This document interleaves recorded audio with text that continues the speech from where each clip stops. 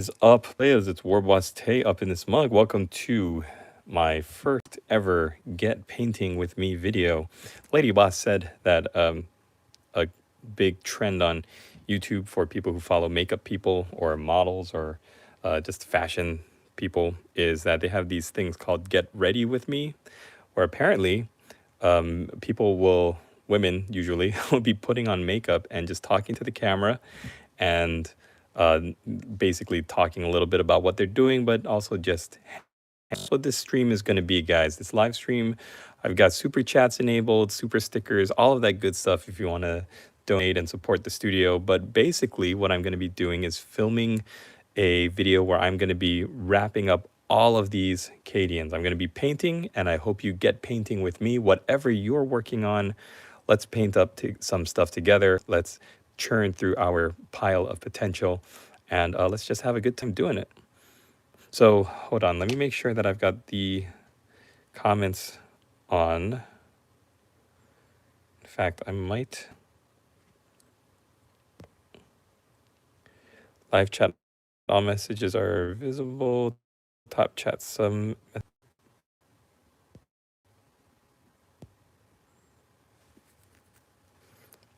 All right, I think this is a weird setup. Chat viewing options, top chat, some messages, live chat, all messages are visible. I'm trying to choose all messages are visible because that's kind of what. Here, show chat. All right, I think I've got, it's weird. This setup for doing it off of your iPhone is like, it's not showing me which one is selected. So I'm just gonna hope that all messages are visible and that if you type in a message or comment that it's gonna pop up and I'm gonna be able to see it and that other people will be able to see it later. I think that was my big issue with the last one. I don't know if all the comments went live or not. So get painting with me. Find something to work on. Let me know in the comments, and let's just work on some stuff together, guys. So, overview of my Cadians here. These are the Cadians that I'm painting for the Cadia Stands May Painting Challenge, and I've gotten them all to pretty much the same level, and then I started branching out and doing test models here and there, testing out various techniques. So what I got to do is bring everybody up to the same standard as my medic. My medic is finished. All of the highlights, plus the basing. It looks like he's trudging through a muddy battlefield, and that's kind of what I'm going to be going for. So every time I'm done with a step, this is how I do all of my batch painting, guys. Every time I finish a step, I flip the model around so that I know that that step is done, and then I can move on. Now, if a model is already finished, like my finished models here, my test models are done, then I'll just automatically turn them around and then move on to the next one. So let's get started. The biggest thing to highlight is going to be the uniform. So I'm going to be looking at my models, seeing if they need to be brought up, if they were just shaded. We're going to bring it back up with Xan Dust, and then we're going to highlight with Ushabti Bone. Sometimes I've heard Screaming Skull is the way to go, but I don't think I have any that it's not completely dried in the pot. So let's go. This guy looks like he was already, yeah, see, you could tell by the back of his uniform there that he was brought back up. So this trooper is okay with the Xandri Dust, so we're just going to move straight on to the Ushabti Bone highlight. Let's get some of this other stuff out of the way so the camera doesn't have as hard of a time focusing immediately. And this is not going to be like a tutorial or anything like that, guys. It's just going to be me working on stuff and talking. So if you're working on stuff, then we can hang out. Because, yeah, I've got to catch up.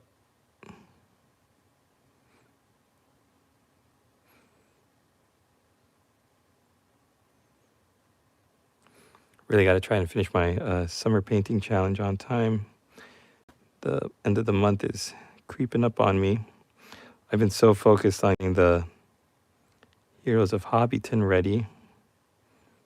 That this project has kind of fallen by the wayside, but that's okay because I am determined, dead set on getting this project painted up by the end of the month.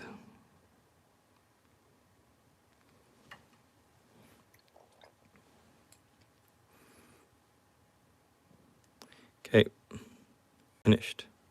So I'm going to turn him backwards, move on to the next guy. Batch painting 101.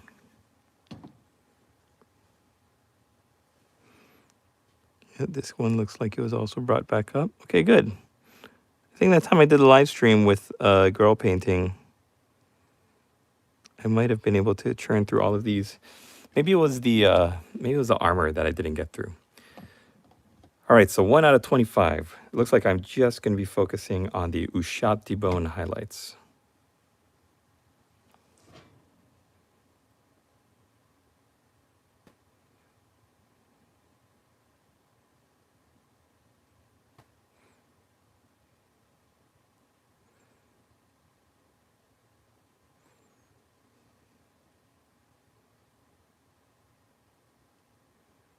I was talking to the lady boss about my videos and my models, and she was like, "You paint everything so like dark and muddy and gritty and grim darky."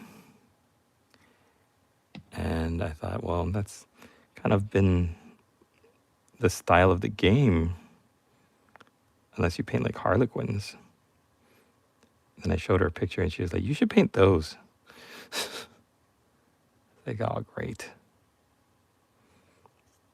Now my eyes are going to go cross-eyed trying to paint these checker patterns.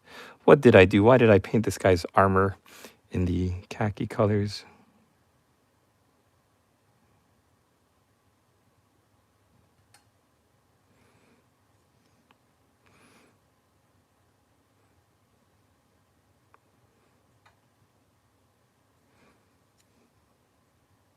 So I don't want to say that I want to try with these brighter highlights, but because that's not really my style and I don't want to branch into it, but I'm going to try to be a little bit more conscious about giving this pop highlight a little bit more attention. So you will be able to see my models from a little bit further away.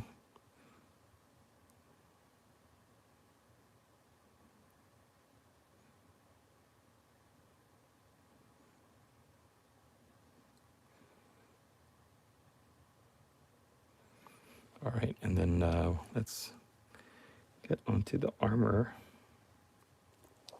Since I messed up this guy's armor in the back.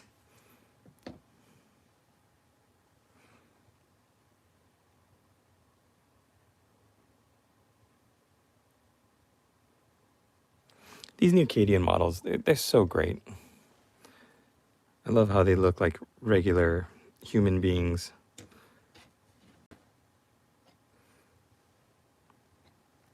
Yeah, it looks like we're only focusing on the Ushabti bone. That's good. I'm further along than I was afraid I would be.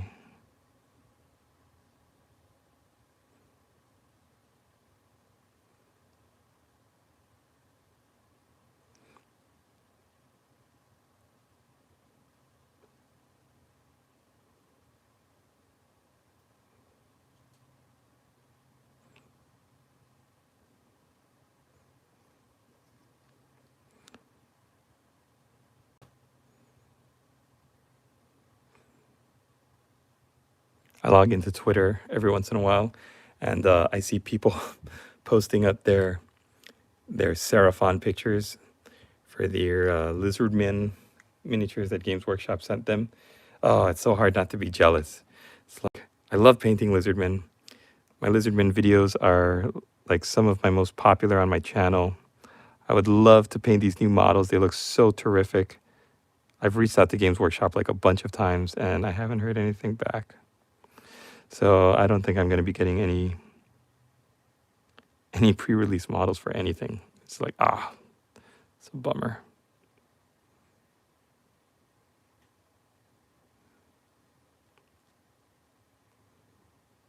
Okay, I think my lady boss might be onto something. Like when I paint on these highlight colors, they don't look, they pop out too much to me, but when you put the model like a little bit further away, I like the way that Ushabti bone just kind of catches the eye.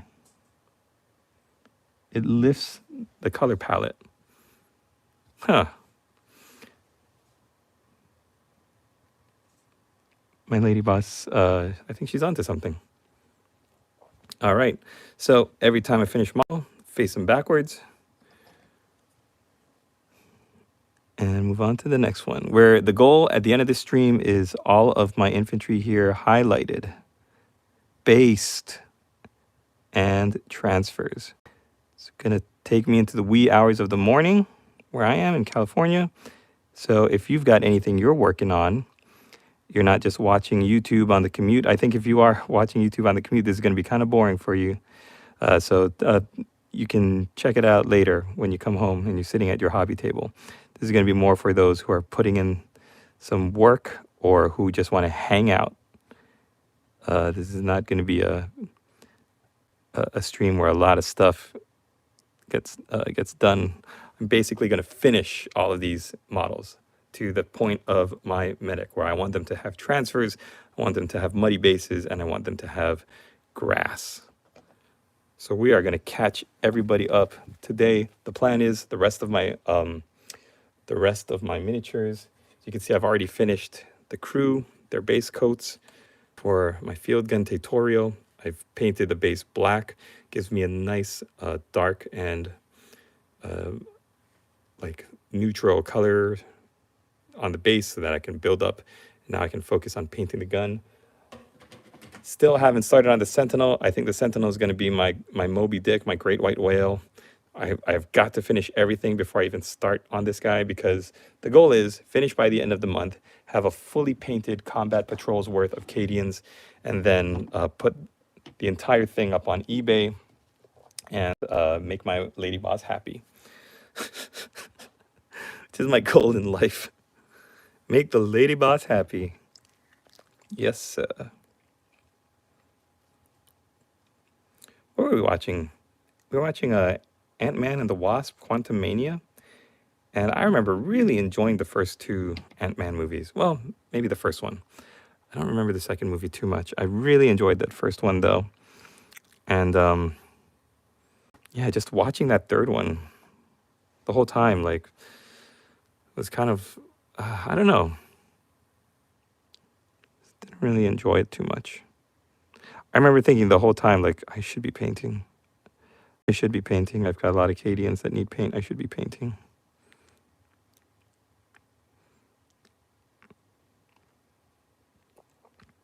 You know that's bad when you're watching a movie and you would rather be grinding out a bunch of highlights, batch painting a bunch of highlights on your miniatures. That's how bad it was.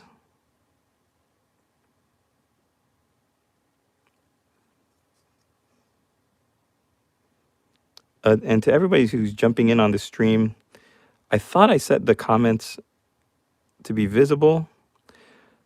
I thought I did that the last time too, but I don't think I could see the comments after the stream was done, and I looked at the stream afterwards. So I don't know if I'm doing it correctly. Like, I'm hitting this comment button on the bottom of my screen, and it says chat viewing options, top chat, some messages such as potential spam may not be visible, live chat, all messages are visible, super chat member and super chat messages, and none. So, I mean, I'm clicking live chat just to make sure that all of my messages that people write in come in. So I'm sorry if you guys write something and I messed up on the settings here. Like, my goal is actually to get a computer or a laptop down here where I could do a setup through OBS, because I hear that's what all the kids are doing. That's just like that part of the whole YouTube thing is just not intuitive for me. I've never been like technically savvy enough to really get into that, but I'm gonna have to. Gotta change with the times. Gotta evolve and change with the times.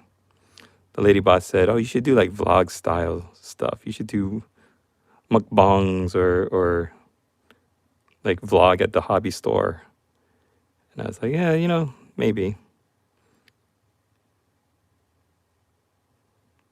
Didn't Blue Table Painting used to do that? I remember Sean used to do that. He would take his guys out for Sunday, Monday, Sunday Fun Day, where they would just film themselves going to eat ice cream.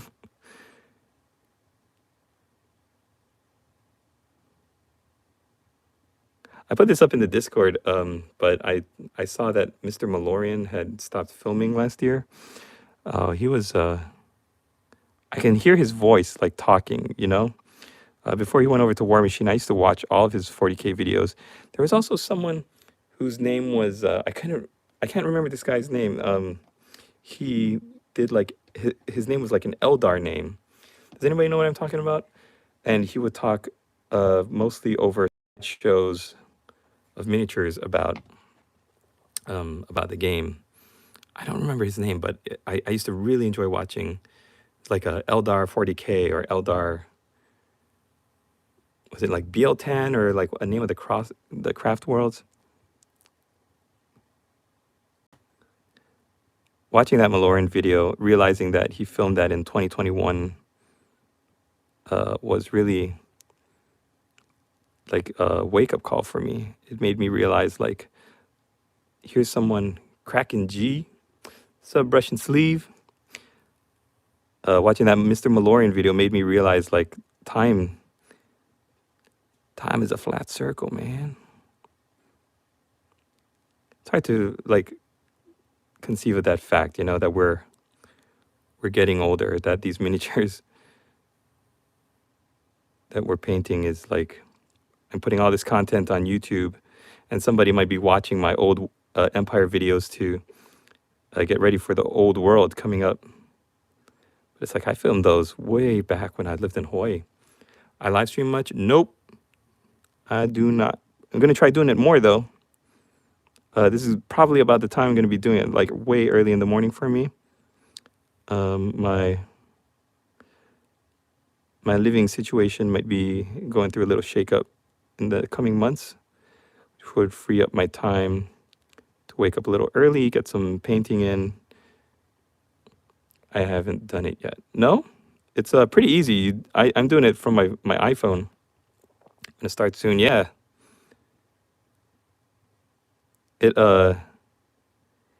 like the next step in the evolution for me of being accountable for painting. Like back in the day, I used to film, like I made videos on YouTube basically because I wanted to keep track of my projects. I didn't want to get lazy and give up on a project halfway through. So I said, if I post something on YouTube, then I got to finish it. So it's like way back in 2010-ish. Pretty damn good, bruv. Hey, man, you know, it's always on the road to the next big thing. Like I never thought I would break. I was stuck at 14K for like the last 5-6 years, and now I want to try to blow up. I want to try to do more, get more people interested in becoming patrons and getting on my Discord. Like I really want to build my brand. That's it. G Edge highlight is my forte. Oh man, it's always scary for me. Like I enjoy blending, and I enjoy like shading. This edge highlight stuff I used to do it a lot more when I was painting more. I run an eBay biz, paint minis, and sell TCG. What's TCG? TCG, sell TCG.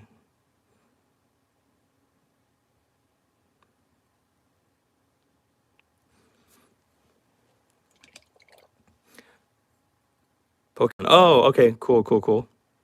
I actually have a question because my goal for everybody who watches this at whatever point in time, either live or later, I want to sell everything that I'm painting.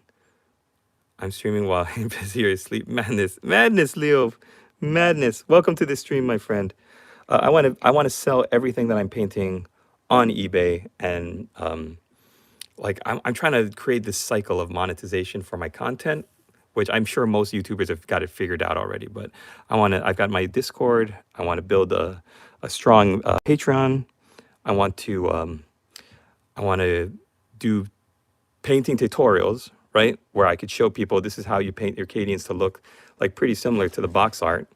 And then I want to be able to teach people, share my knowledge, get other people to get better at painting, or just to play in the background. So you could put me on, have one of my videos playing while you're working, and I show you everything, every brushstroke from primer all the way to finish. So you could go through the entire process. If there's anything you have that you're not sure about, yeah, one to one, man. That's the idea, you know? Like a lot of people do these quick cuts, and I think a lot of people don't have time. So you're on YouTube because, oh, right on, Brush. Thank you.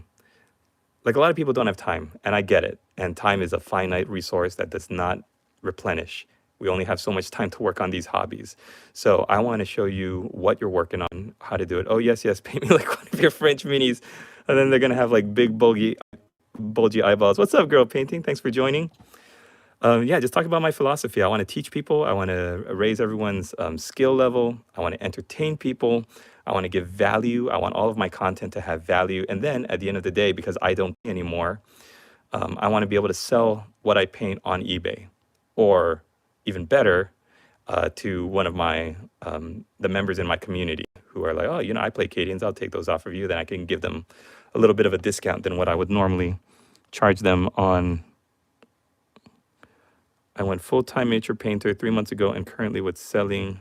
See, okay, we really are one-to-one because I was talking to my lady boss about possibly leaving my job at FedEx, and it's terrifying, you know, but I'm watching a lot of videos about building your brand, making yourself a business, becoming the niche. I want money, but I don't have any, so I paint miniatures instead. Oh yeah, that's my philosophy too.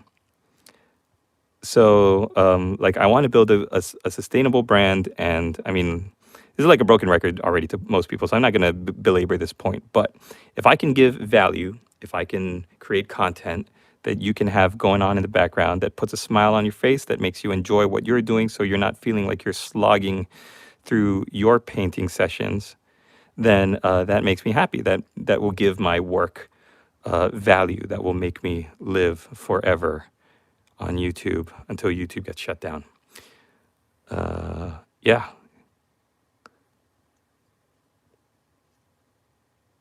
Doing these edge highlights.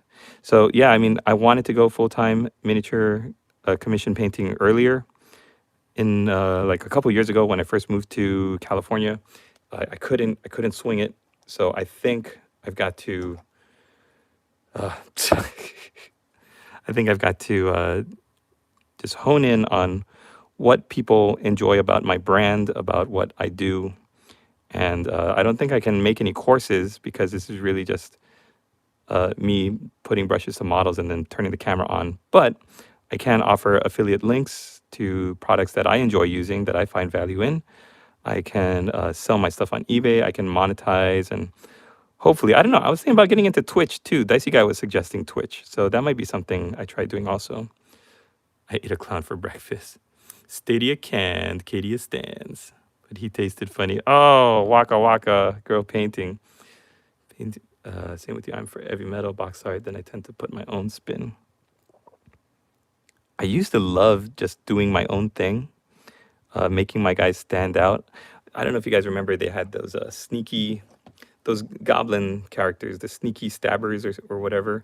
I remember painting those up like DC comic characters. Like I did one like Robin, one like Batman. Hate it. I got too far all the time. You know, I don't think there's a such thing as too far. Actually, no. I've been on Twitter. I've seen people taking models too far. Sometimes I'll see somebody post up their work, and it's like, oh, look what I did. I converted this Space Marine to look like this, and I'm like, what? That's a little too far. I have seen things. I have seen man-made horrors beyond human comprehension. I cannot unsee. Ain't that the truth? Oh, girl painting. I was saying at the beginning of my stream, like I got so much accomplished that the other stream that I did with just chatting with you that I couldn't remember how far I had come along. Like I was looking at all of my guys, like I painted that. Look, I painted these highlights already. Huh? Who knew? I just put them down, turn them around. They haunt my daydreams.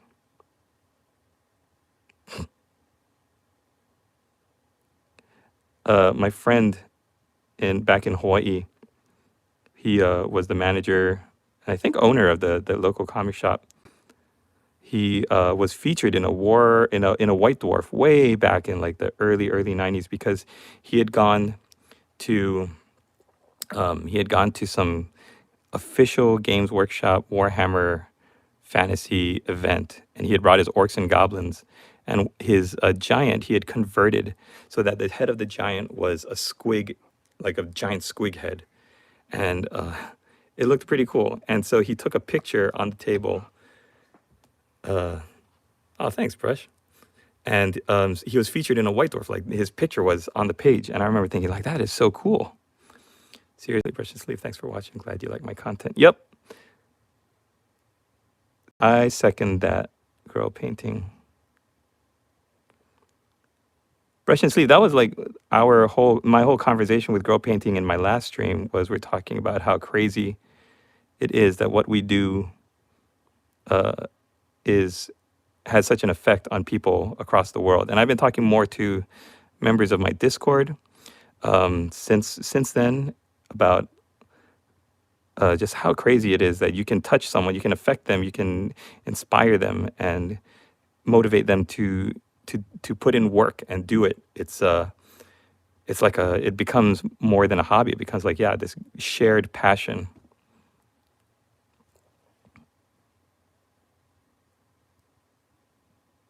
Yes, I'm glad anytime anybody enjoys content. Like I support my fellow YouTubers.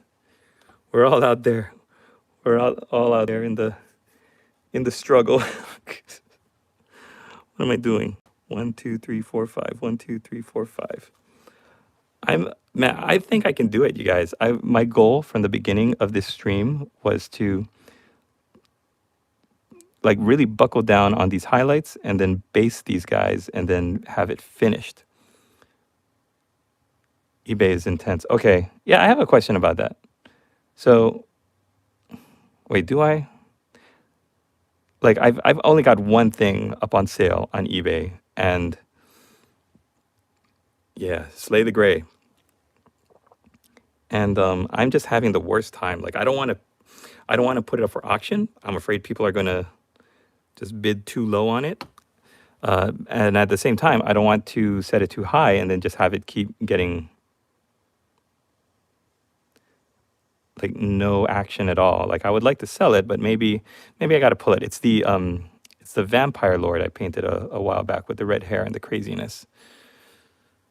The bats in the hair, like terrible figure. But I've got it on eBay right now. The Slayer's Sword for slaying the Gray. So maybe it's just maybe it is. I priced it too high. Maybe I should take it down and wait until Soulblight Gravelord's vampire counts go back into vogue again. But see, Brush and Sleeve, like I look I look up on eBay because I want to see, oh, how much could I sell this for? How much could I sell that for?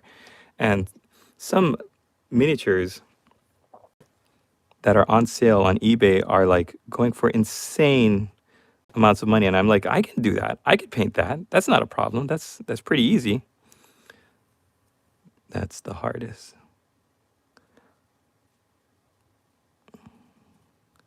Dude, I'm one of them. Like, what did I see that was like really stood out to me? It's not even Space Marines. Things that I would think would be overpriced for what you wish and then discount dramatically. Yeah, I see a lot of that because I check out like the sold items. You know, I pop on that sold filter so I could see what people have managed to get for their miniatures. And I see like a lot of people accept deals and they price down. Maybe they price up the price down every day.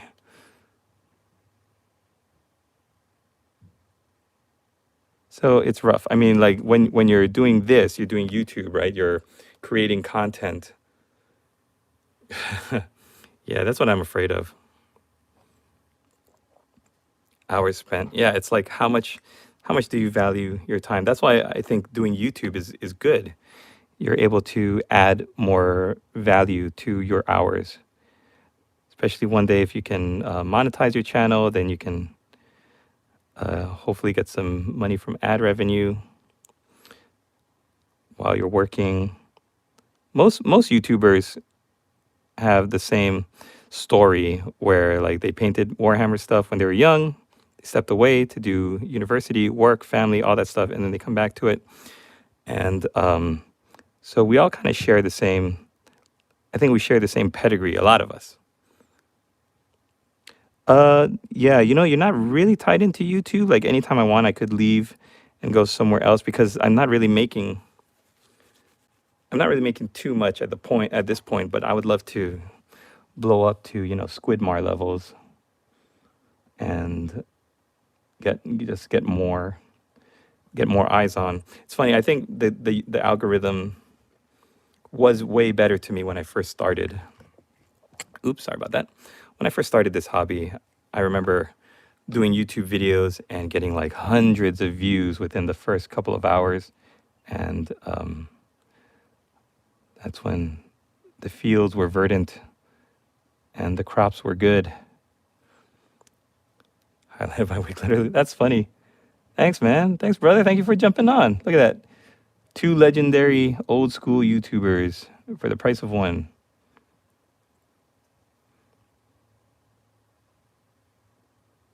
Girl painting and brush and sleeve. I'm just along for the ride, man. Hey, man, I'm just hosting the party. As a goth, I am more of a shade. Oh, there you go.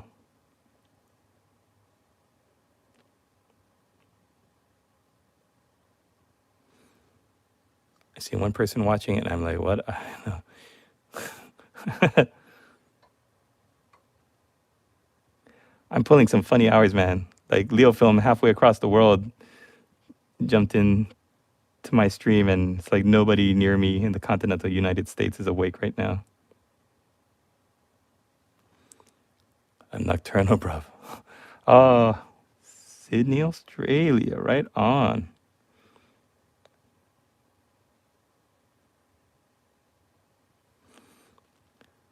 It's a crazy hobby, right? And crazy YouTube connecting us across the world over oceans, time and space.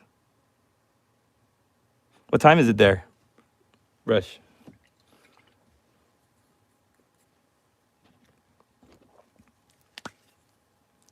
Only 10. Oh, peak work time. Time to brew up a cup of coffee, get painting. Squidmar has employees and a whole studio. It'd be difficult to keep. Oh my gosh. Yeah, that makes sense. That makes sense. I'm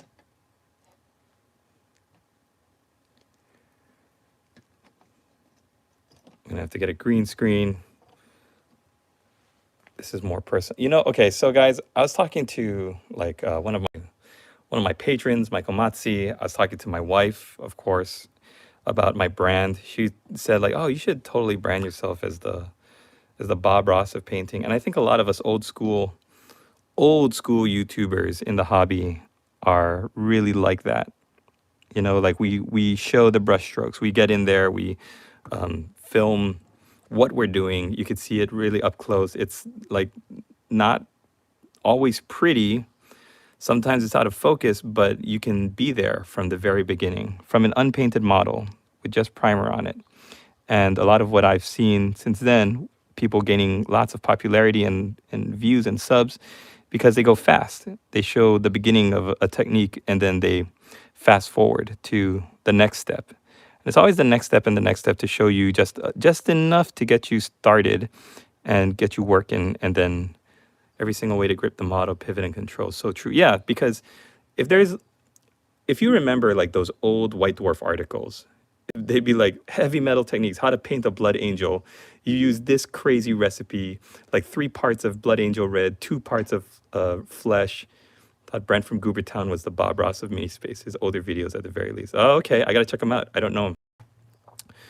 And yeah, I remember looking through those White Dwarf articles and seeing it go from like one step to the next step. It's just a jump in quality. And I was like, how do you go from here to this and then have it look so good? I don't know if you guys remember this one article back in the day they did of a Chaos Warrior with non-metallic metal, a Chaos Lord with non-metallic metal, and they were trying to describe non-metallic metal and what it was, and it kind of blew my mind because I hadn't seen it explained this way in an article before. So I remember somebody in my local area was dabbling in it, but to see it painted on an actual figure blew my mind, and I couldn't grasp how to, like, you can't get it if you're looking at an article in a magazine, right? You could see the pictures, but unless you see, okay, this is how you find the gradient, this is how you get the perfect blend so that it goes from this darker color to simulate metallic without being in your face live, then you can see, you could turn the model, you can see, oh, okay, so the way the light catches, it's more like an optical illusion, and you really have to be holding it at a certain way. That's why I think what we do, oh, Vince Ventrula, I think what we do is like so important to people just trying to paint minis. Yeah, well, who was I talking to about, like, Mr. Malorian, Great Jojo Man, I think was the guy. I couldn't remember the last time I was talking to a girl painting on my stream. Like, we couldn't remember. Who's the guy with the rubber mask? The rubber wolf mask. I was like, I can't remember, but I hear his voice all muffled by that mask. I think he still makes videos. But I think he's ditched the mask. I think you could see his face now.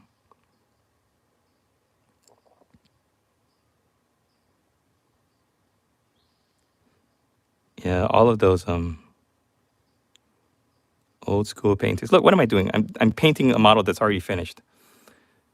I just look at box art and try to go one-to-one, remember the minis on box. Yeah. So my whole philosophy in painting, Goobertown Roulette, where he would blindly draw a mini out of a box and roll for theme, technique, and colors. I have to check out Goobertown. I don't think I've seen much Goobertown videos. He went fishing with Space Marines.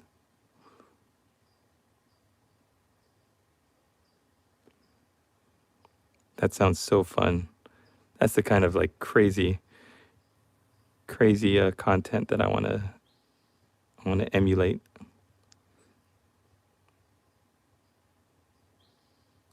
All right. Done. Yeah, Ninjon.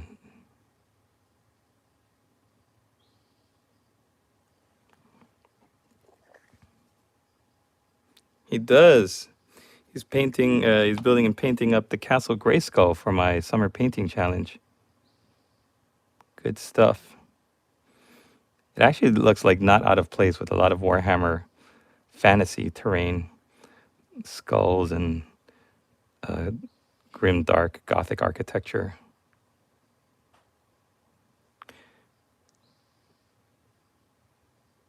Uh-oh, I hope not. It might be my end. I'm broadcasting live from my garage.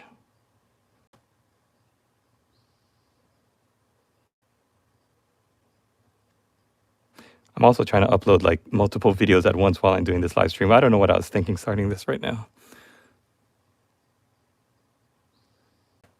Yeah, Leo's also a really great artist.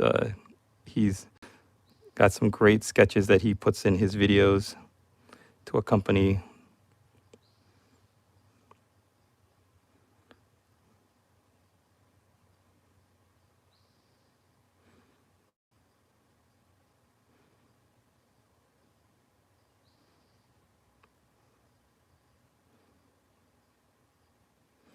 Sergeant Laughter, because you can't spell slaughter without laughter.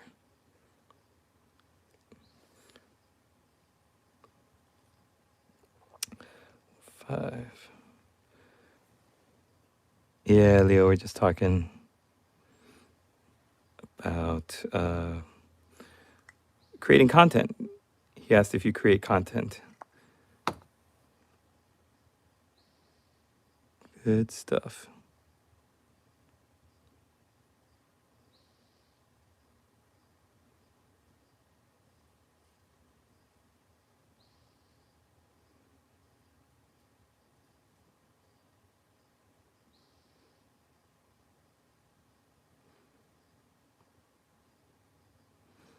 Oh man, I'm hearing the songbirds outside.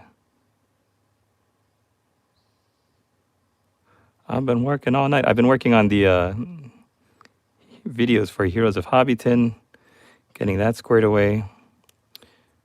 Sort of looking sexy. Hell yeah.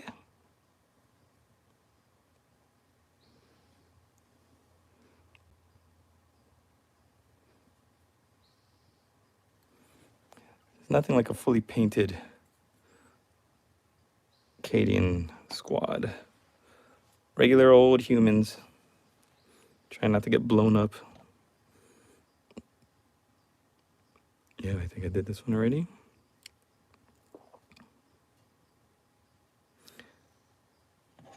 I think. Whew, I think I'm gonna call it on them. I think I'm ready. I'm ready, coach. Let's get to the stuff. Muddy ground. Everyone's gonna get muddy.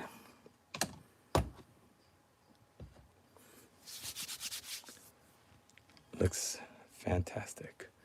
I find an old brush that I care not for.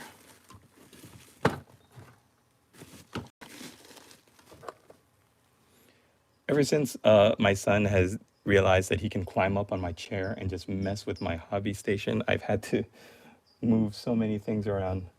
Where did I put my brushes?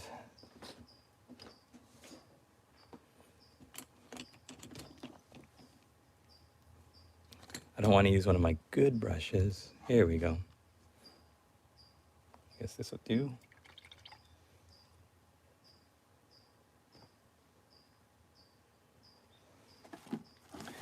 This is such a great product, AK Interactive. All right. Let's get muddy.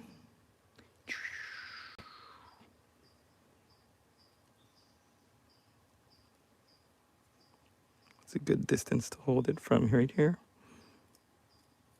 Did I glue my bristles on this brush? What happened? I just found an eBay seller located in Germany with tons of reasonably priced old hammer minis. Yes. It's all, man, those don't last, Leo. I found one that was selling like squats for like maybe 20 bucks a figure. And it's like, ooh, that's kind of pricey. And then I left and I came back like a couple days later and he bumped it up to like 60 bucks for those old squat miniatures in metal.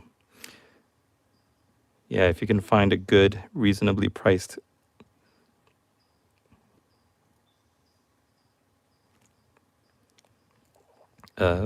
reasonably priced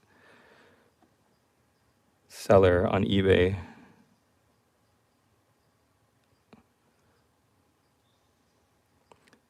Hey man, I think it's one thing, you know, you're putting in work, right? You're creating a product. If you're just going through your stuff and you're like, oh, here's an unboxed video, unboxed product, then it's more like the guy's just trying to get rid of an old collection. Yeah, I think if you're trying to get rid of a collection and you start to gouge the price just because you have something that other people might want, it's like, oh, okay, I get why you're doing it, but it's kind of a bummer, you know? Like imagine if you really, really wanted something and you got outbid for it and they like, oh, it just breaks my heart.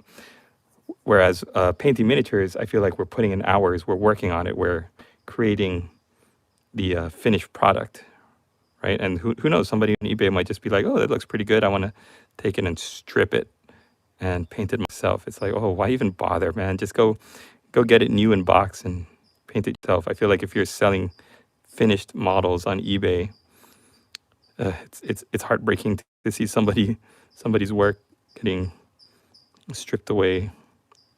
The hardest thing is to know if your work is worth what you're pricing. Yep.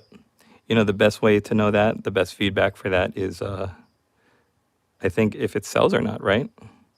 And then the feedback you get from your customers. You said you've been doing this for like 3 months now, Brush? Is that right? How much have you been able to sell? I'm curious. Post my Insta here, haven't updated. Yeah, sure. Of course, man. In fact, get on my Discord and post it there too. I've got a whole community of people.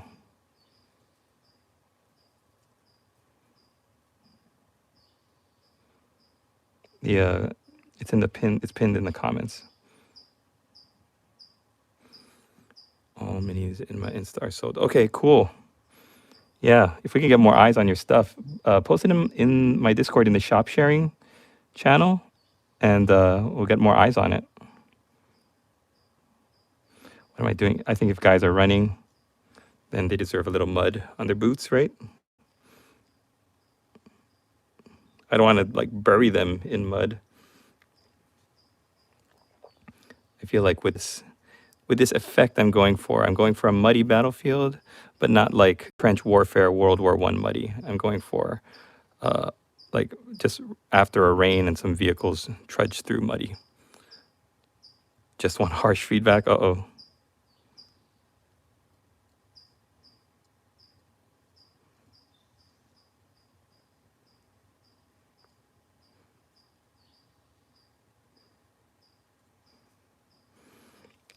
I did a video a while back called like how to paint a cruel boy, and I made it into a short. So I wanted to do it as fast as possible. I didn't realize like, or I don't know if they had this feature back then where you could take a full length video and chop it down. So I was just basically filming this painting tutorial just for the short, and I was painting this Orc cruel boy, and I wasn't waiting for the paint to get dry. So I'm painting while the paint is still wet. I'm trying to get this thing done, and I post it up, and I get like the most views I've ever gotten on that video, and all these comments are all negative. all these all these comments were like, "Oh, who painted this? A baby? A blind baby?" It's like, "Oh, thin your paints, bro. Oh, this is the worst painted miniature I've ever seen in my life." And I was like, "Ooh, this is some harsh reality I'm seeing." It's amazing what the difference a couple of hours is if you just let your miniature dry before you move on to the next step.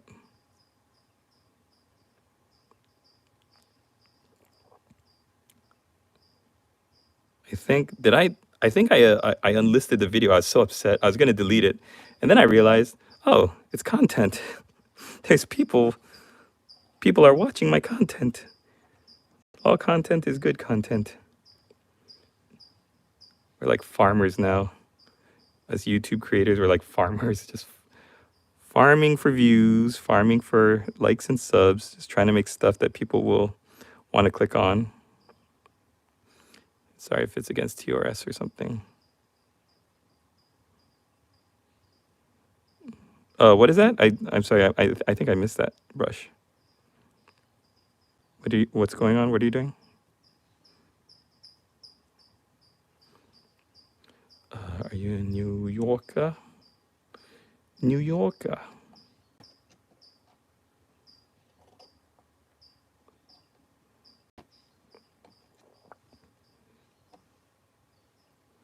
This guy's got mud.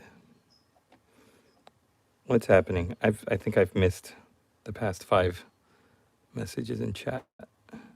Don't care about that currently. Just want pros to let me know how I'm doing.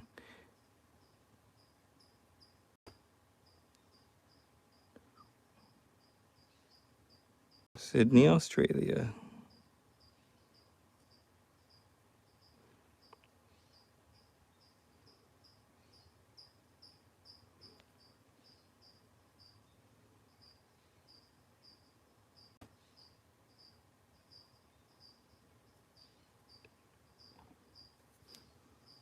I thought I would get to the transfers, but I might just finish after getting the mud and then the edges for the basing down.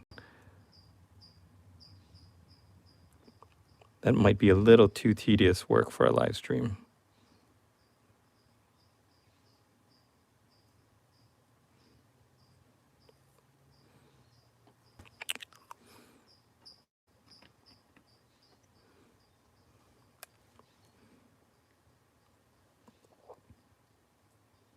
Leo, what are you up to right now on this lovely Sunday?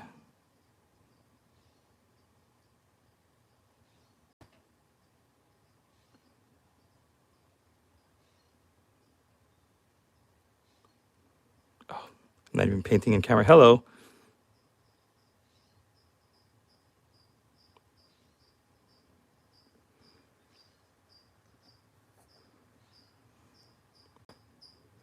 Sorry, Leo, what you're referring to.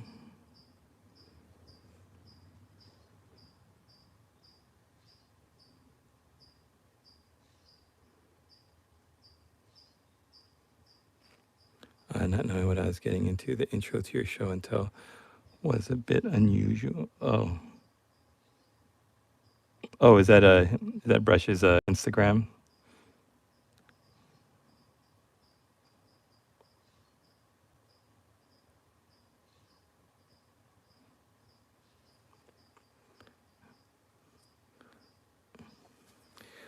Woo!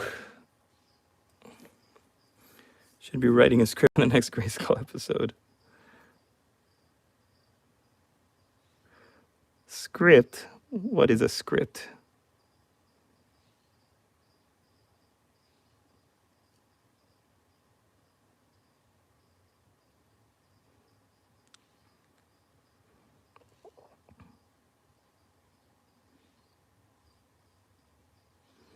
Is do what I do and tell Chat GPT to do it. I'm too lazy to write anything. Chat GPT, write me the intro to my YouTube video on painting 20 Cadians.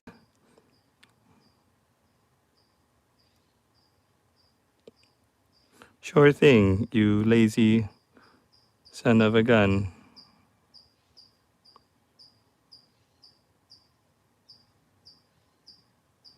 I don't always use script, but when I do, I end up needing more meme drawings than I bargained for.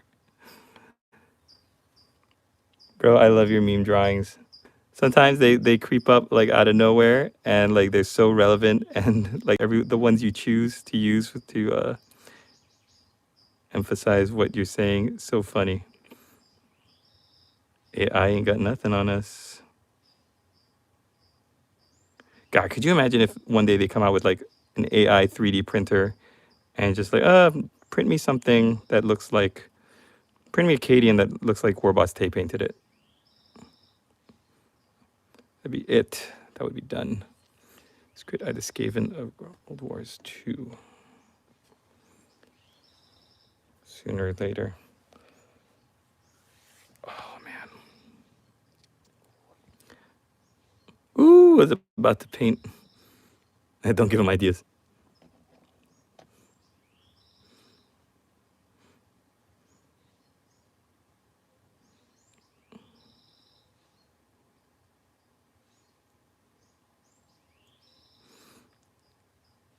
I used to love, man, that just reminded me, girl painting. I used to love the old Guild Wars, like the first one, that whole starter world.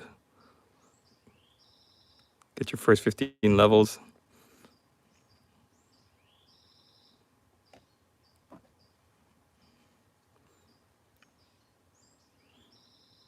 Talk about a good game.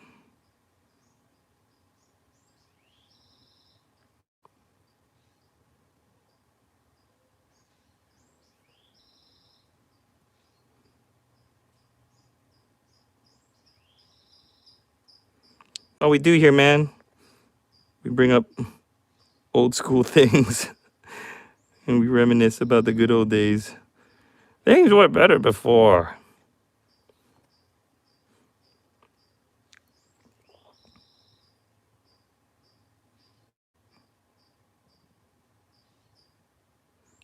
Idoneth Deepkin, what is that?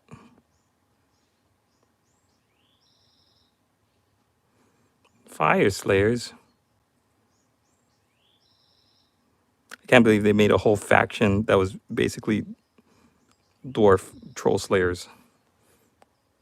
Oh man, now I feel old.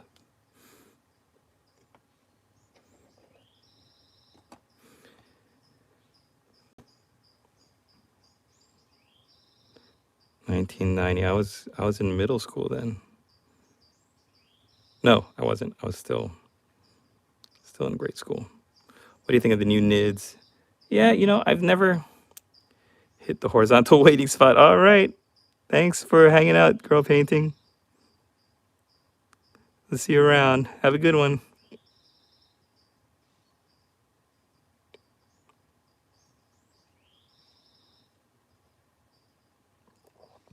So I've never been a fan of Tyranids.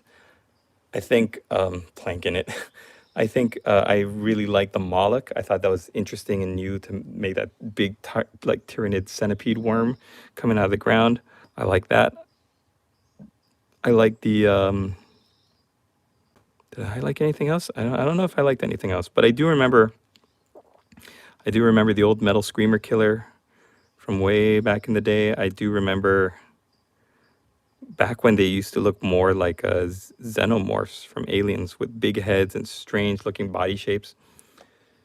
I don't know. I can't really get into like what attracts me to armies in 40K in any game system is the like the stories that you can create and that you can tell. And when you're just painting a bunch of like swarm Zerg creatures like termagants and stuff, yeah, pewter. They're all metal. They're all that pewter. I don't know. And it just kind of bores me.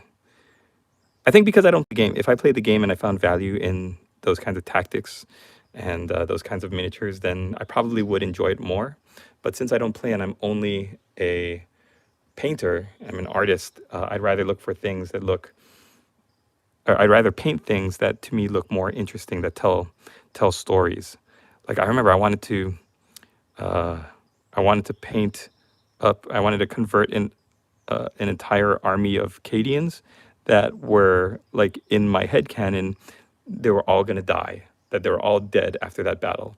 So I had ideas for it to make it look like their arms were in slings, or that their machines, their las guns were faulty. They just had like the worst luck, and they were gonna die. So I wanted to like when you have an idea for something, then like you carry it through, right, through the conversion, through the kit bashing, and then through the colors that you use. um like that's the most interesting thing to me. And yeah, doomed to die, like they were just like cursed, and every battle they played like would be alive long enough to get blown up, because I'm not a very good player, so all of every time I brought my Imperial Guard out, they would always die anyways. So I was just like, yeah, I'm gonna build it into their fluff. My head canon for these guys is that they they're dead. They're all gonna die.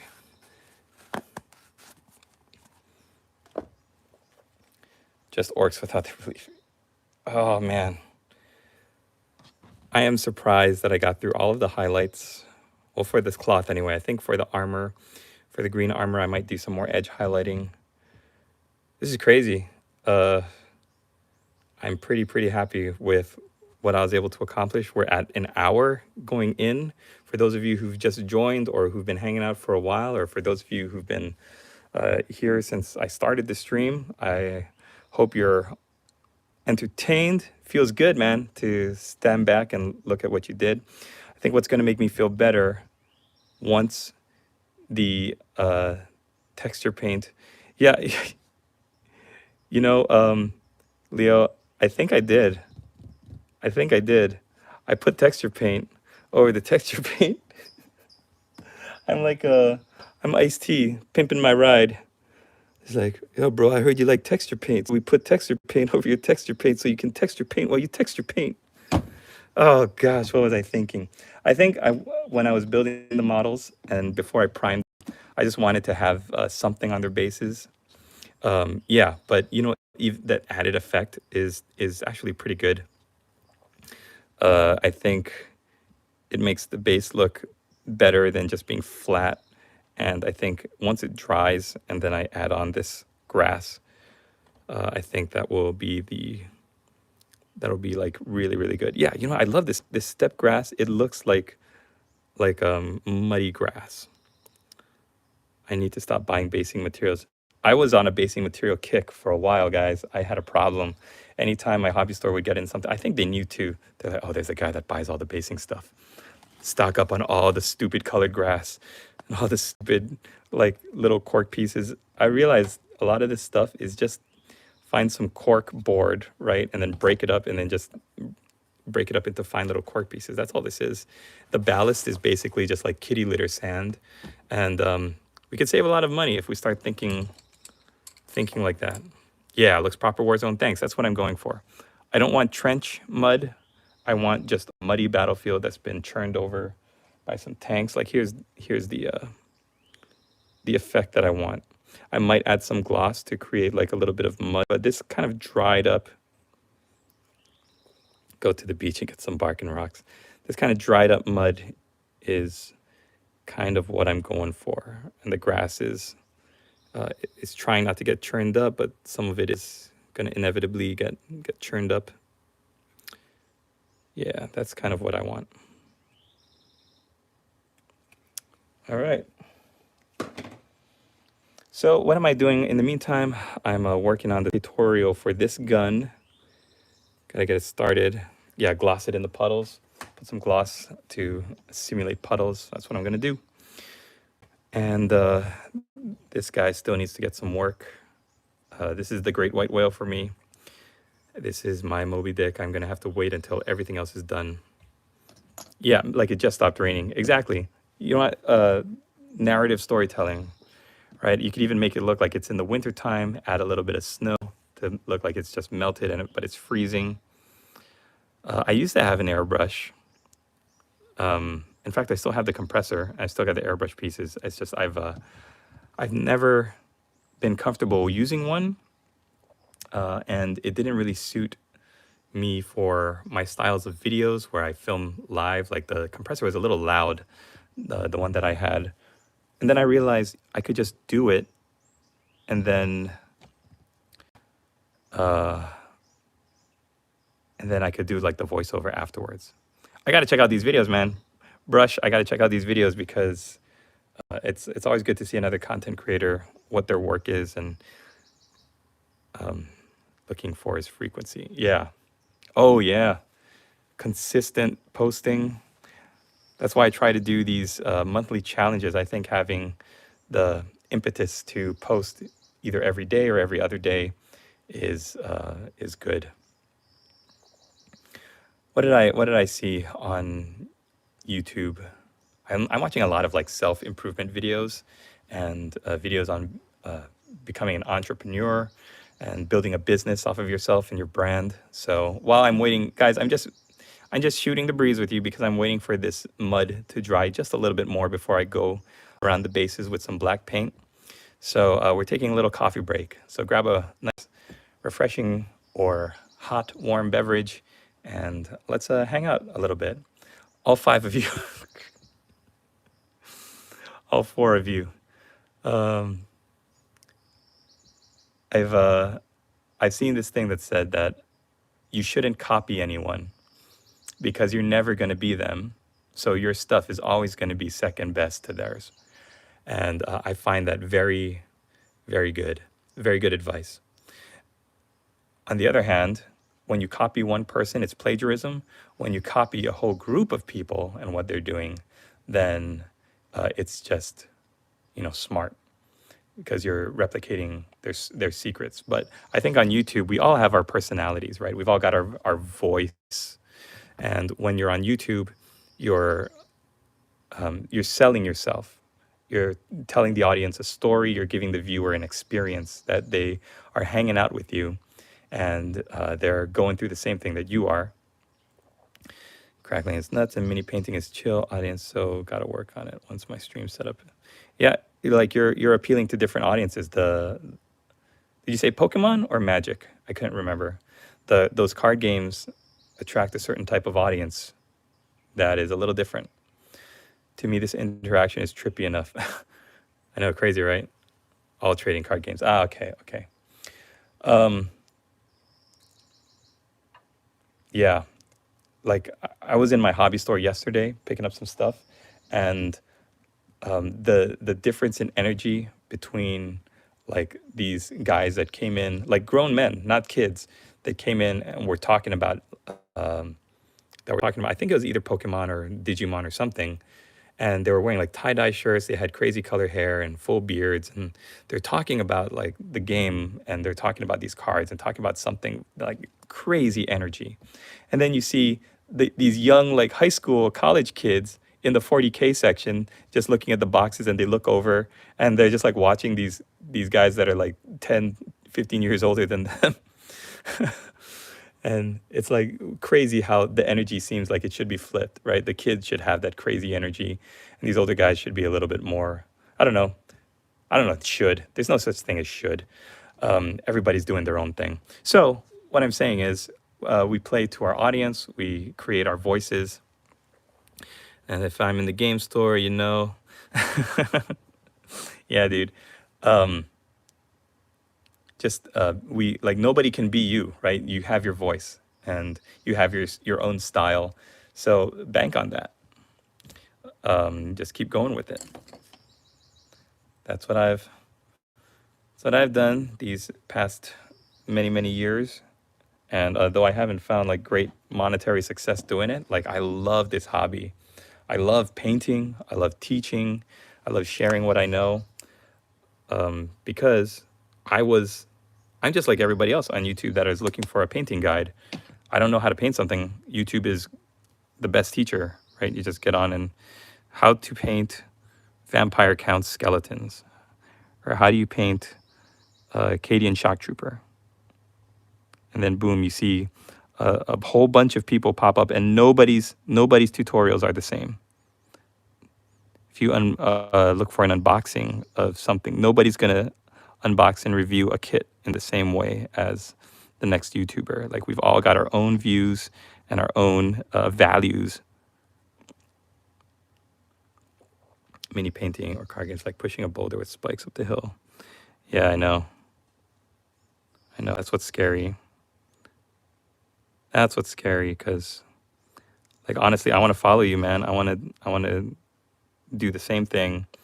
I want to try to be an entrepreneur, go solo, and not be tied to this backbreaking 9 to 5 job. Like driving a truck for FedEx over the past 5 years, I think has been like fun and rewarding. Only sad because man still looked at his toys. Yeah, I think it's not going to be too much though moving forward. Like Henry Cavill's done a lot to bring more attention to it. Stuff like that South Park episode. Um, I think is definitely more out there than it was when I was growing up. It's still looked at as like a niche hobby. I don't think it's a hobby that people are ashamed of, and they say, "Aren't you too old to paint toys?" Yeah.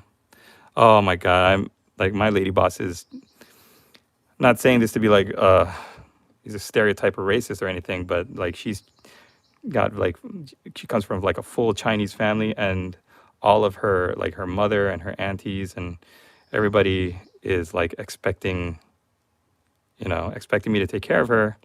So if I tell her, oh, I want to give up this steady paycheck to paint miniatures, then I'm pretty sure they're gonna do terrible things to me.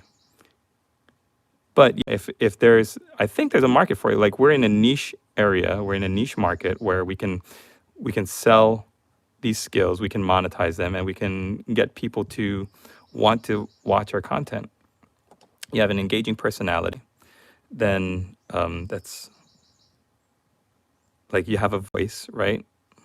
That's really all that you need to create your own business. I think. Now I just have to figure out how to merchandise and monetize what I'm doing, which I think I can try to do a little bit through the Patreon, and then like artistically, like how do we make money? How do we make money? How do we sell what we're doing? If you can keep my attention, you're doing well. Right on, bro. I think I can create more value if I open my videos and start out by talking. Like if I know I'm painting a model, right? And then I know, okay, this model has some rotting skin, it's got some tattered cloth, it's got some bone, then I can introduce that at the beginning of the video. So even if you're not painting a Soul Blight Gravelord zombie, if you're painting a miniature from any range, I don't want to make it a business, but if I don't make videos, there's a solid chance I'm just not going to paint. Yeah, everybody does it for differently. I think a lot of people just like doing videos on YouTube. Like I didn't want to make it a business for the first like 10 years that I was on YouTube. I just wanted to meet people, connect, share what I know. I think it's going to be different for everybody. Everybody's YouTube journey is different. I think that's what makes it such a great place to connect. Making videos gives you, yeah, that was the whole reason. One of my first commission jobs was for a friend, and he wanted me to paint up some metal dwarf like miners and hammerers. You should post that stuff, man. Get it out there. Get it on the tube. Get some eyes on it. And I remember thinking like, well, this YouTube thing, like I see a lot of people posting on YouTube, so maybe I can post some stuff on YouTube off my little flip camera, because I can just plug it directly into my computer with my USB, my stupid flip camera with the worst camera in the world and a horrible microphone, and then just upload it to YouTube. And I was like, this is going to help me keep track of my progress. Probably got to do it.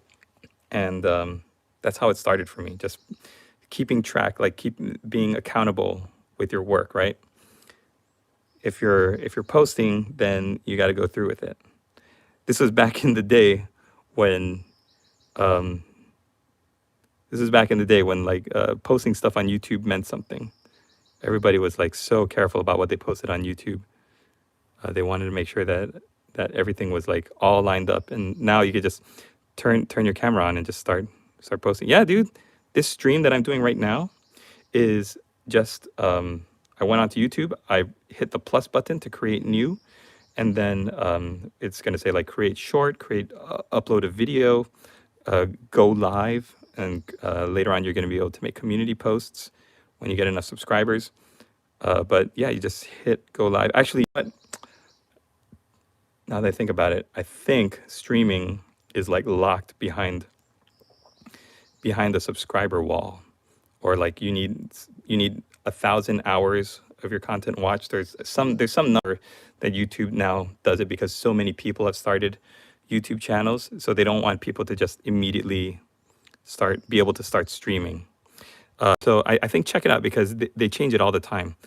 But if you get something like 1,000 subscribers or 4,000 hours watched, I think that's when they unlock the other features like monetization and then live streaming and community stuff. But it's really, dude, it is not hard at all to get those numbers up. People do it just by making YouTube shorts, and you don't even need to do your own stuff. Like you could just edit and upload other people's stuff. There's like so many. If you Google like how to get 4,000 watch hours or how to get 1,000 subscribers, like so many channels are about YouTube growth. They're called YouTube growth channels. It's like a whole genre on YouTube, and their whole thing is how to optimize your videos so that when you post it, you're going to get people watching it. And it's all about like titles and thumbnails and then posting consistently enough so that the trick about YouTube, which I've found, is that they don't send people to you. Like if you post a video, you can't just sit back and say, okay, YouTube, send me my viewers. Like that's not how YouTube works. What YouTube does is send your content to people who are going to be interested in watch it, because they're a business. All they care about is people staying on YouTube as long as possible. So say somebody makes content that is similar to yours and watches content that's similar to what you're going to be making. If you can get your video in front of them by using a thumbnail or a title that they would click on, and they watch it to the end, or they watch it long enough that YouTube says, oh, look, somebody's watching this guy's videos. Maybe other people who are like this viewer would like this video too. So they'll take that video of yours and they'll shoot it to other people. Now, if they don't watch it, if they're like, this doesn't interest me, or this guy, I don't like his personality, I don't like his voice, I don't like his camera, whatever, then they don't watch it, then YouTube says, maybe that was just a lucky stroke. And maybe we shouldn't be pushing this guy out so much. So they'll stop showing you as much to people. You know that browse function, right? When you get on YouTube and you're like browsing on videos and you see people that you've never seen before, but their videos are kind of like what you watch. That's what YouTube is doing. They're testing to see if people would be interested in content that is similar to what you're already interested in. Yeah. Yeah. I think I might be reaching out to you, man, as I get more and more stuff out on eBay to see what you found works for you, because that's like a uncharted territory for me. But I know my lady boss has been like, you're doing all these videos on YouTube, but you've got all these painted models that we could be selling and making some money right now. Yeah, no problem, man. No problemo. So we're trying to make money off of the models that I painted that I know I'm not going to use. But there are certain things like my Vostroyans that have like a sentimental place in my heart. I really don't want to sell it. Plus, too, they're really like, I think they have high value as metal, old out of print metal models that are probably not going to come back. It's like if I was sitting on a Praetorian Guard army, I probably wouldn't want to sell that on eBay unless I knew that I could get a really, really good return for them.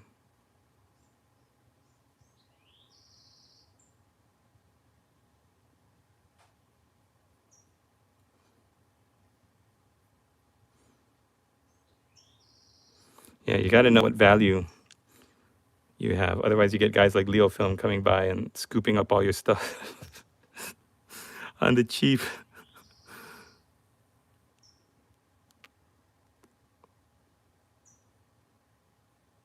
That's right.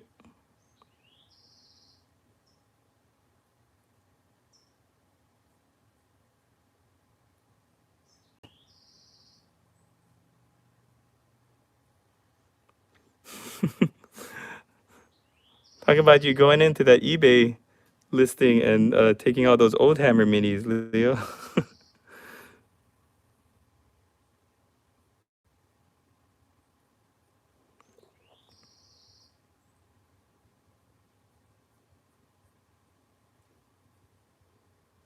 Now, obviously, this flag is going to need some more work.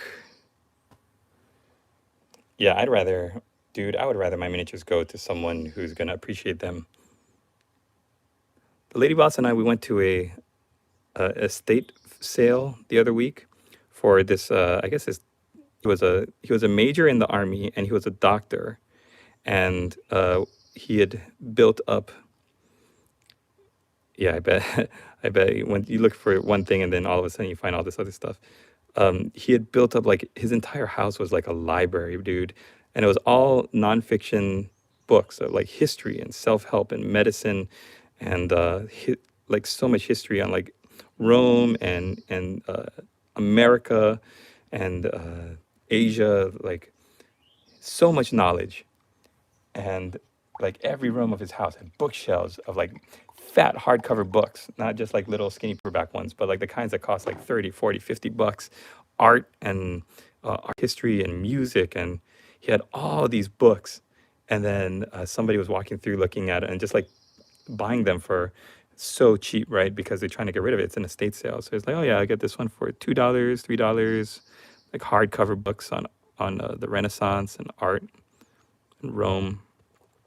And then I was like, that's crazy to believe. Like, it's so cool that you have this wealth, this literal like library of stuff. Fictional world building is world history, like. Yeah. But the thing is, I think the reason why they are having that estate sale because they're going to sell it because I think he passed away, right? So, like, I saw a picture of him too. Like, that's kind of creepy. But yeah, he was a major in the army, so they were selling all of his old uniforms. He had a chest with his name on it. He had his own personalized stationery. So anytime he would write notes or memos or letters, they would have his personalized, like his name on it. Um, and I was just like, what a life this guy must have lived. to have accumulated so much knowledge, and he didn't waste any space with like cheesy westerns or like any kind of fiction.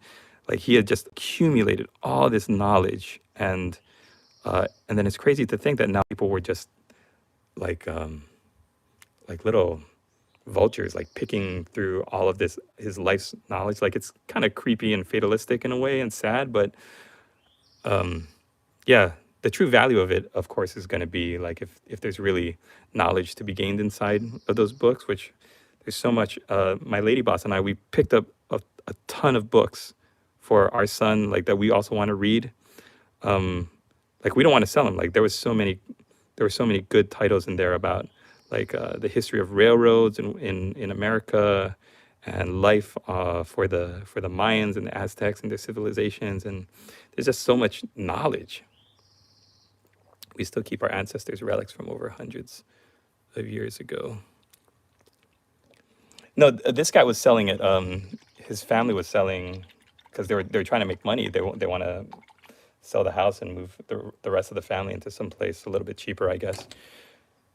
But it's kind of sad, Like you spend your life accumulating. Think of every mini you painted in one room. That's a lot of knowledge, bro. For real. I'm just looking at the minis that I've got, like look at this right here. Those black bins full of sprues, right? Here's like all the paints that I've got from the move when I moved houses, and I haven't organized them yet, but I have been building a bunch of Hobby Zone like paint racks. So those are going to be a huge help. But yeah, like I've got to go through those two bins. I think that's my 40K bin. That's my fantasy bin. I've got a box full of Malifaux stuff. Uh, and then I've got all these boxes from when we moved that have just books, resource books, army books, not history, but like, fiction, role-playing books, so much stuff, so much stuff.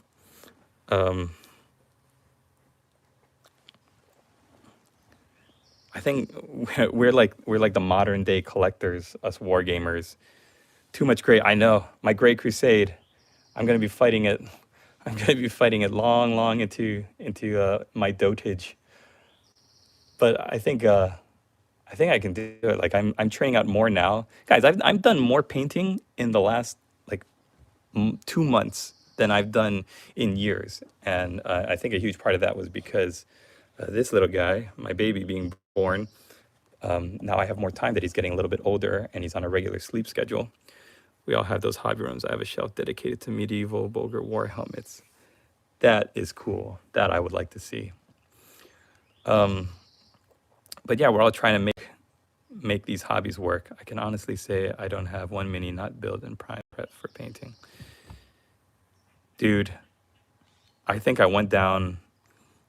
I think I had like I don't know, maybe I don't want to say I had depression, but I think there was a point in my life where that dopamine hit of buying whatever came out that week was like the thing that got me through the day. And I'm not joking when I'm saying like I bought things that immediately after buying them, I just felt like empty again. And I think a lot of people feel not that to that extent, but there are times when I would buy like a new thing because I thought in the store, oh, that looks cool. I can paint that up. That looks pretty easy to paint. And then, oof, I got a 6-year-old and put a brush in his hand at 4, bro. He's gonna put me to shame in time. Isn't that the goal for our kids to surpass us?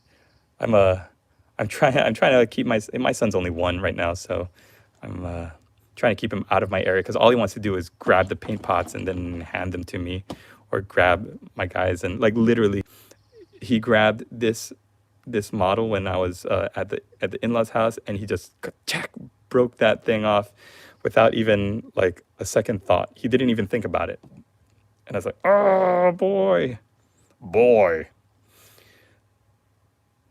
It was only recently I was like, oh my god, why am I still buying with hundreds of mini? Yeah, for real.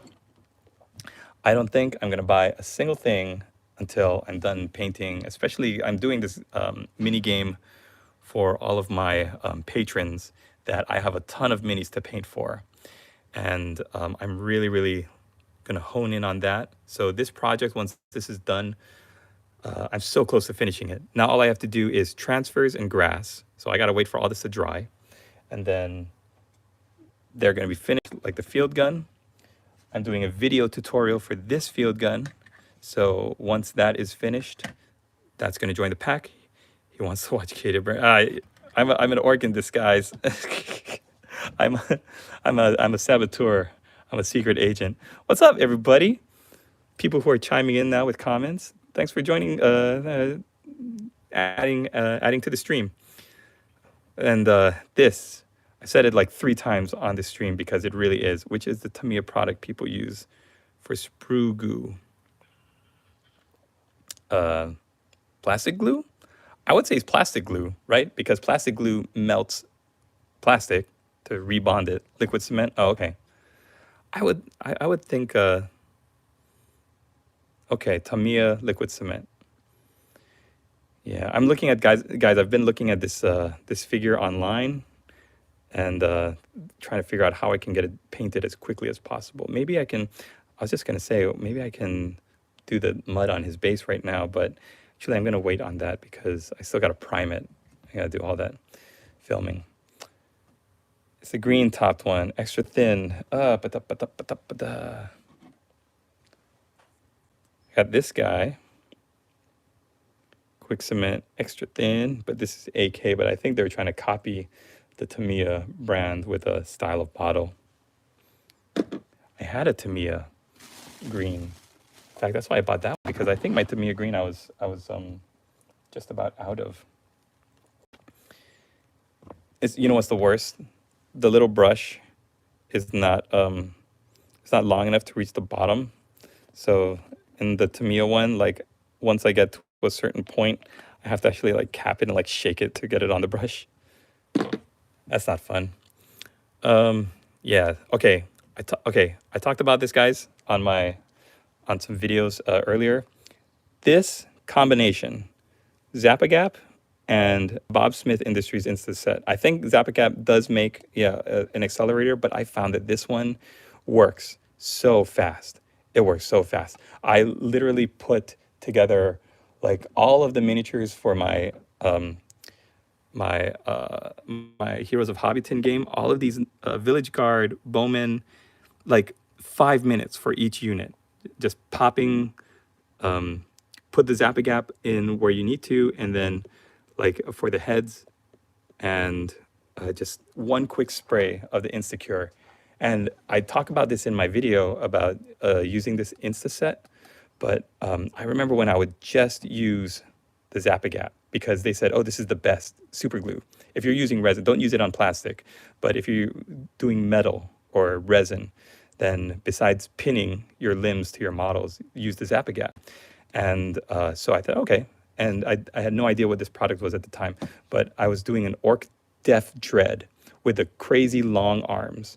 And I was like holding, like I put way too much glue because I wanted to stick that sucker on and have it hold, right? So I'm holding it, the glue's getting all over my fingers. I'm pushing it, I'm trying to get it at right angles. The glue's getting everywhere. My fingers get completely stuck together. It was the worst. And then I put it on the table. It's finally done, right? I gotta clean off my fingers, and like I'm scraping the glue off with my hobby knife, and then I look down at my table, and the Dreadnought's arms are just like, then they just fall off, and I'm like, ah. Then found this, and the first time I used it, I was like amazed that there was no time to adjust it. You get it where you put the glue where it needs to go, you stick the things together, you spray it, and it's set in like seconds. This thing says 8 to 10 seconds, but dude, I found this works for like in 5 seconds. And there is some models that I had where I thought I had glued the model correctly, and the head kind of went at a funny angle. Like here, this is the worst. This is the worst example, because I was doing my knights in a line, right? I had all my knights lined up, and I was doing like gluing the bodies to the horses, and then I was gluing the heads to the bodies, and I was just like spraying them with the Instacure and then hitting them with the Zap-A-Gap and putting the limbs in place where they needed to be. And then I didn't realize that I had put this guy on his horse. I'd sprayed his head. I'd stuck it on straight. I'd moved to the next guy.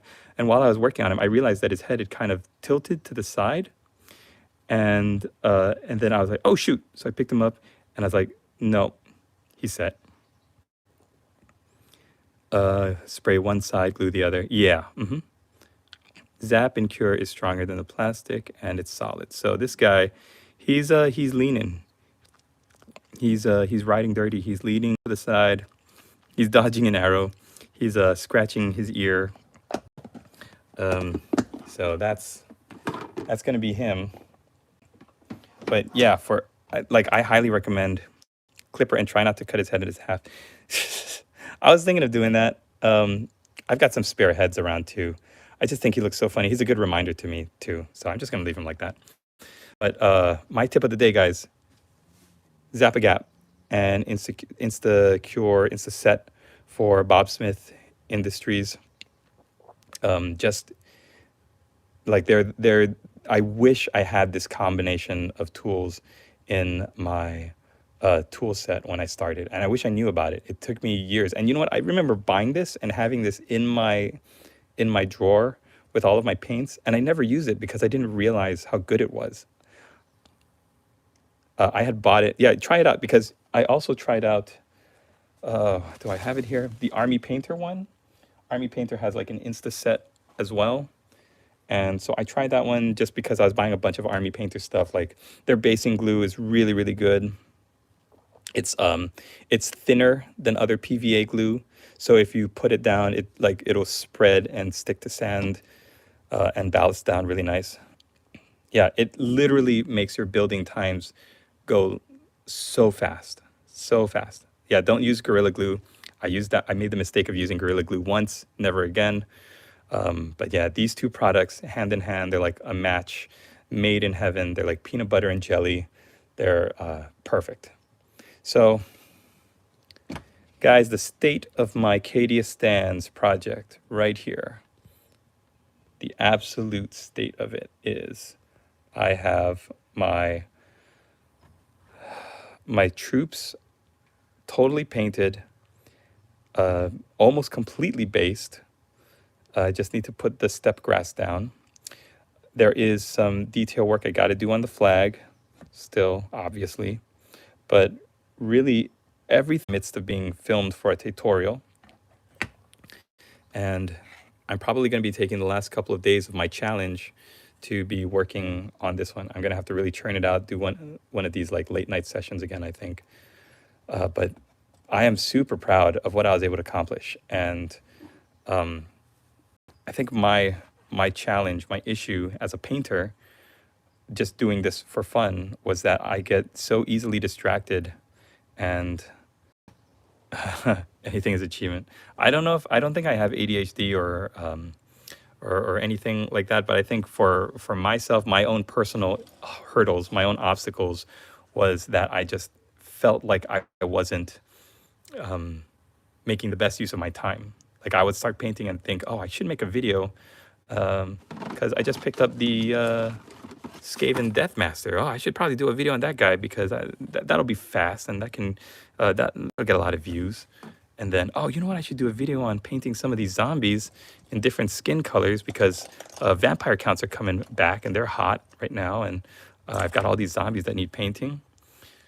So, like, focus for me has been less of being bored with what I'm doing, because I love painting Cadians. I love them, and I love painting them, and I love looking at them when they're finished. Like a fully painted Cadian force with every person looking individual while still looking cohesive is a sight to behold. Yeah, I'm going to be making so many old world videos. In fact, I traded some stuff in for this because I don't really have many dwarf things. So I got this, and I'm really, really excited. Because this is three three things that I can unbox and paint and do color schemes for in the different dwarf holds. Look at this. My friend paid this like retail. And I found an affiliate link that I'm going to be using when I unbox it. That's like 20 bucks off of this and Amazon. So you can get it in a couple days. Like, this is crazy to me. Like, going to hobby stores to buy stuff retail, like, is so hard because like you want to support your local hobby store. You don't want them to going through hard times. There's a hobby store on my route for FedEx that I would love going into every day, and he had beautiful armies painted in his cabinets, and I loved going in there and supporting him. And one day he just had to close up shop because nobody was buying from him. Everybody was getting things off of eBay, or nobody was buying miniatures, and he had to close up his shop. Yeah, that's the goal. That's what I'm kind of trying to do. I'm trying to do that. You know what's crazy? I saw somebody selling 20 Skaven clan rats for, like, they sold it on eBay for like 250 bucks. And I was like, that's crazy. I've got 200 Skaven clan rats. I'm going to make $1 million. Yeah, the price is just insane. What did they say? You get priced out.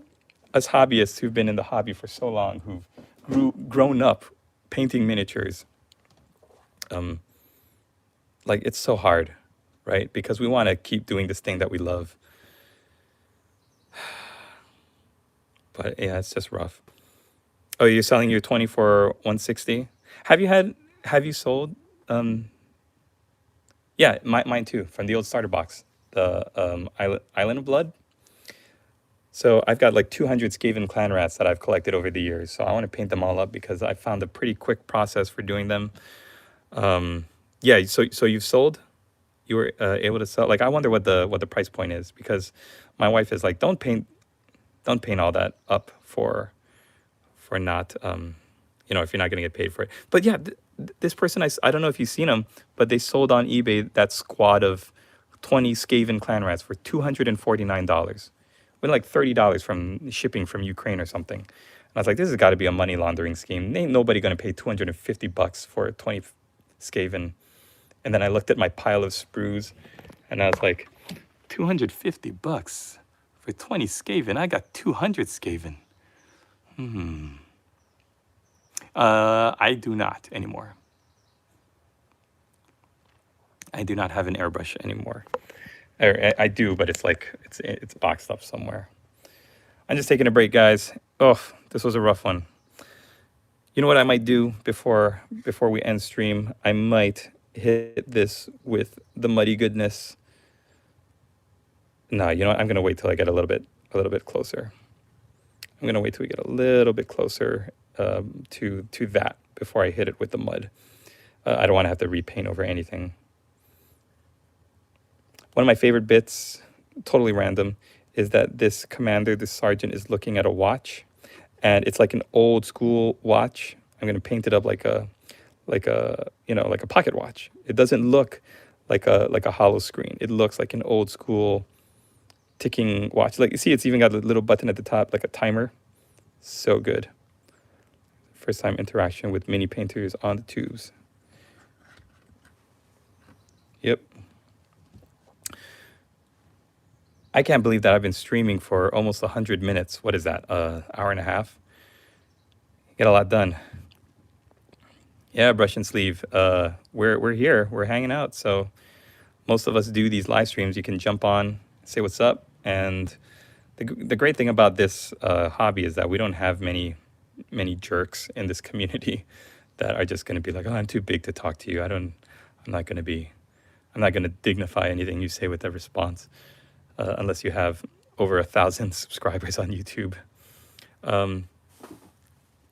It's a great hobby we're in, but yeah, like I said, I'm going to do a wrap up instead of a bird's eye view. Let's do it like this.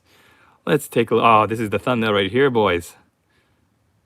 Just don't do podcasts. Oh, why would you say that? I just got a podcasting microphone I could put into my phone. Too many are doing them. That's true. Hey, I don't know if you've heard this, but YouTube now has the option to turn any video you have into a podcast. Yeah.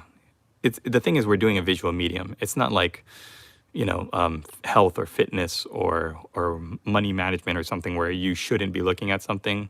our our um, our focus here is on things that are visual. So you really need the visual medium. Yeah, so YouTube is, if you have your desktop, it doesn't work on your phone, but if you have your desktop and you click add new, the little plus sign, then they give you the option to add a podcast now. And basically, you're going to be turning a video of yours into an audio podcast. So they say most people play YouTube in the background anyway. And so a lot of people who are doing shows like a video podcast, like Joe Rogan stuff, but they're posting it on YouTube and nowhere else. This gives them the chance to actually have an RSS audio feed. So it's like, you know, they just introduced it like 2 months ago. So a lot of people are still testing it to figure out what the application is going to be for guys like us who are just on YouTube making this kind of content. Like, is it going to be helpful if we do a podcast style? Because I wanted to offer my patrons a podcast, like a bi-weekly podcast where I just do like a check-in and talk about what I'm doing and different techniques or things that I'm working on. It's never been able to coalesce or come together because I was just doing too many things, and the patron wasn't really working as well as I had hoped it would. But now that I'm kicking off the Heroes of Hobbiton game for my patrons, like I want to get back into doing podcasting. Follow me, Faith. Looks like you're the one to maybe get me into the tubes and join the fan. Bro, do it, man. YouTube is the place to be. Google is like the biggest search engine in the world, and they own YouTube. So I don't know if I'm going to do a podcast on YouTube. I'm just saying it's out there now. You can just keep watching my videos, bro, and spreading the love. Hit that like button, add comments, do all that good stuff. Push me up the algorithm. Isn't that what we say? Help the algorithm find us.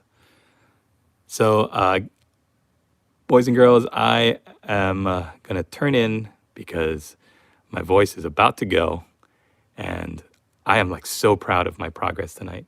Really, when I'm looking at it and in my head, I'm calculating, right? Okay, do the flag, tutorial for the Sentinel, finish the tutorial for the gun. And the gun is so easy. Guys, the gun is so easy to paint up. It is literally black on the wheels, silver on the gun, and then silver bits here and there, but basically just highlight in green and then add the dirt effects with Mornfang brown. I haven't used the screen yet, but like the gun is so simple. When you zoom in on the effects, like there is really no reason why I shouldn't be knocking it out. It's another one of those mental brain things where my brain just is unable to focus on getting this thing filmed and done. And I think having my crewmen painted up, I'm gonna wash them and highlight them, having them ready to go, painted up, that is gonna be the thing that helps me to get this finished. And then from there, boom, flag, Sentinel, project done. What is today, the 28th? I got 3 days to knock it out. I can do it. I've got faith. I put my faith in the Holy Emperor sitting on the golden throne. We can do it. All right, boys and girls, everybody who's watching this in the future and in present, thank you for joining me. Brush and Sleeve, it's great to meet you, man. It's really, really great. I might try to stream at the same time tomorrow night. If not, maybe around the same time. It's been a pleasure. Thanks, everybody, and we will see you in the next video. Leo, see you around, brother.